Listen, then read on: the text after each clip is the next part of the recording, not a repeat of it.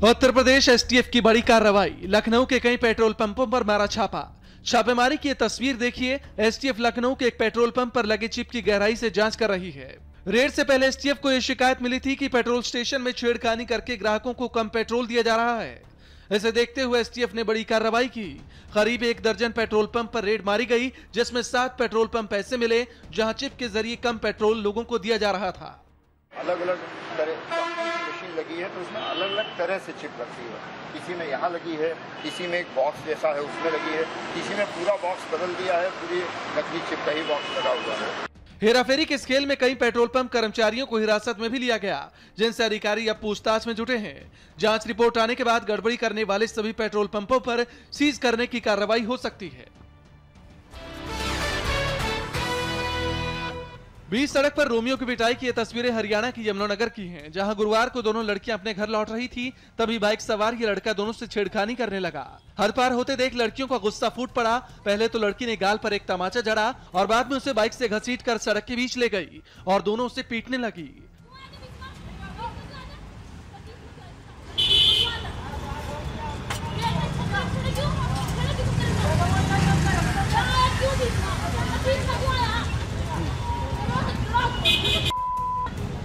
कुछ देर बाद मौका पाकर आरोपी युवक अपनी बाइक छोड़कर भाग गया।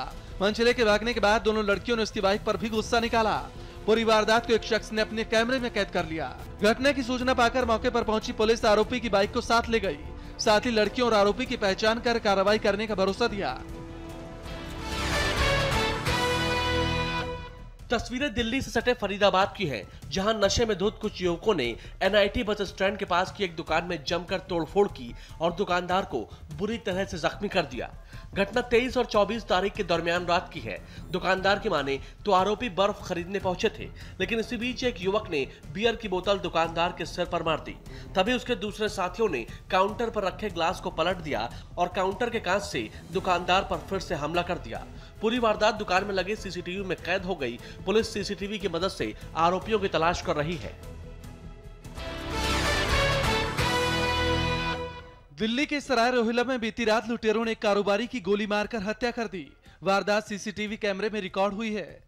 गांधीनगर के कपड़ा व्यापारी अमरचंद अपने 2 साथियों के साथ रात के करीब 8:45 बजे सराय रोहिल्ला लौट रहे थे।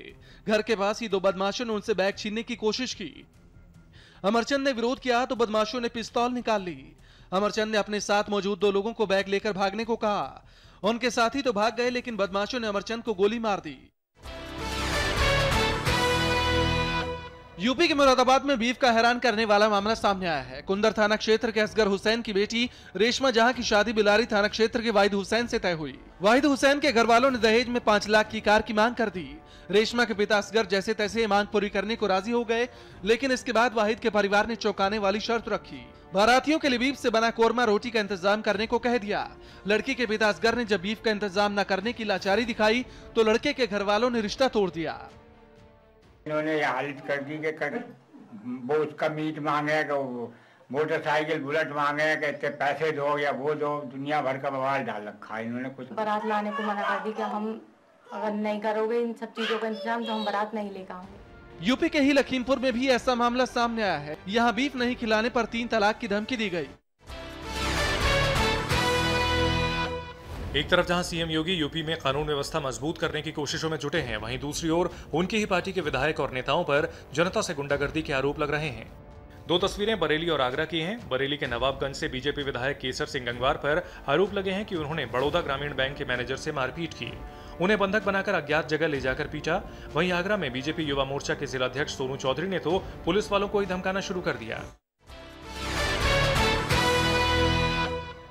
यूपी में योगी सरकार ने एक और बड़ा फैसला लिया। यूपी में 19 कैदियों के जेल बदल दिए गए। सूत्रों के मुताबिक सरकार को पता चला था कि ये कैदी जेल से ही अपना गैंग चला रहे थे और बड़ी वारदातों को अंजाम दे रहे थे। इससे पहले योगी सरकार ने बाहुबली मुख्तार अंसारी और अतीक अहमद को दूसरी जेल में शिफ्ट किया था। योगी सरकार का मानना है कि कुख्यात अपराधियों के जेल बदल देने से राज्य की कानून व्यवस्था मजबूत होगी। यूपी के सीएम योगी आदित्यनाथ ने सूखे से निपटने के लिए आधी रात कई बड़े फैसले लिए। 100 दिन में 190 तालाबों के पुनरुद्धार और 95 चेक डैम के निर्माण का आदेश दिया। इसे मास्टर रिचार्ज प्लान का नाम दिया गया है। इसके अलावा हर एक जनपद में जरूरत के मुताबिक एनजीओ और आम लोगों की मदद से 100 चेक डैम बनाए जाने के लिए प्लान बनाने को भी कहा। बुंदेलखंड के बांदा, हमीरपुर और जालौन में पानी की समस्या दूर करने के लिए खासतौर पर मास्टर प्लान बनाने के निर्देश दिए। समुचित मात्रा में पीने का पानी लोगों को उपलब्ध हो, तालाबों में मवेशियों के लिए पानी उपलब्ध हो, ये चिंता सरकार ने की और अधिकारियों को इसके दिशा निर्देश भी जारी किए गए। पानी के अलावा योगी ने खराब सड़कों को लेकर भी अल्टीमेटम दिया। उन्होंने रूरल इंजीनियरिंग डिपार्टमेंट को ई टेंडरिंग के जरिए प्रदेश की सभी गड्ढों वाली सड़कों को दुरुस्त करने का फरमान सुनाया। योगी ने कहा कि हर हाल में 15 जून तक राज्य की सभी सड़कें गड्ढा मुक्त हो जानी चाहिए। यह आम आदमी पार्टी की पीएसी से बैठक से पहले की तस्वीरें हैं। मीटिंग में आशीष खेतान, आशुतोष के साथ साथ कुमार विश्वास भी शामिल हुए। बैठक में विश्वास की मौजूदगी से पार्टी ने ऑल इज वेल का मैसेज देने की कोशिश की। सारे लोग खुश हैं, एकजुट हैं, एक साथ हैं। आप लोगों के लिए ये शुभ सूचना है। पीएसी मीटिंग में एमसीडी चुनाव में मिली हार पर चर्चा हुई।